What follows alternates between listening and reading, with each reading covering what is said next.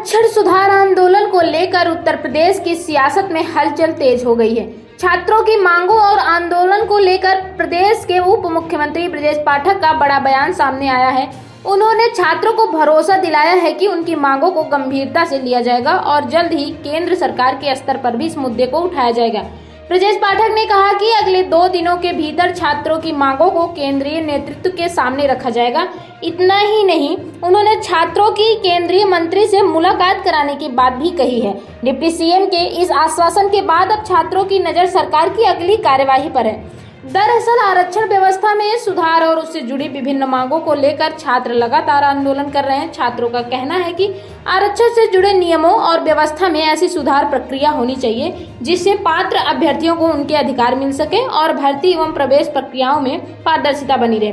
आंदोलन कर रहे छात्रों की मांगों को लेकर सरकार की ओर से संवाद की पहल को अहम माना जा रहा है। ब्रजेश पाठक ने संकेत दिया है कि सरकार छात्रों की बात को आगे तक पहुंचाने के लिए गंभीरता से काम करेगी।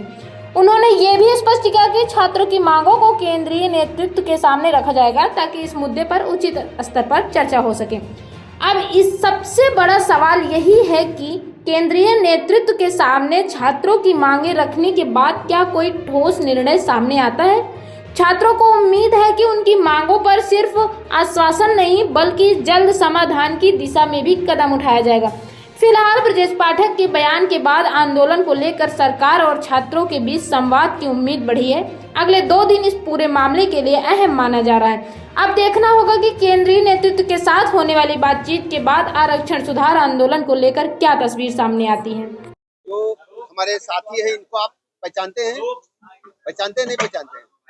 ये हमारे छोटे भाई आदरणीय हर्ष दुबे जी और ये आदरणीय हमारे मृत्युंजय पाठक जी और हमारे बीच में हमारे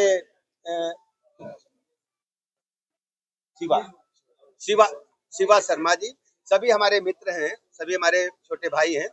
और जंतर मंतर पर जो आप देख रहे थे, ये कल जो धरना प्रदर्शन हुआ उसमें आप सब की एक हमें पत्र मिला है। उस पत्र को हमने अपने केंद्रीय नेतृत्व को दिया है और केंद्रीय नेतृत्व ने कहा है कि हमारे जो साथी हमारे युवा साथी जो जंतर मंतर पर धरने पर बैठे थे उनकी मांगों पर हम विचार करेंगे, गंभीरता पूर्वक विचार करेंगे और किसी भी स्थिति में अपने देश के युवाओं का, अपने देश के छात्रों का कोई नुकसान नहीं होने देंगे और सबको साथ लेकर के चलेंगे। अब इसी बात की सूचना देने के लिए हम आपके बीच में आएंगे और 2 दिन के बाद आप लोगों की इच्छा थी कि हम केंद्रीय नेतृत्व के समक्ष अपनी बात रखें, तो माननीय केंद्रीय मंत्री जी के साथ में 2 दिन के बाद इनकी बैठक होगी, उसमें हम इनको लेकर के जाएंगे और इनसे साथ में बात करेंगे।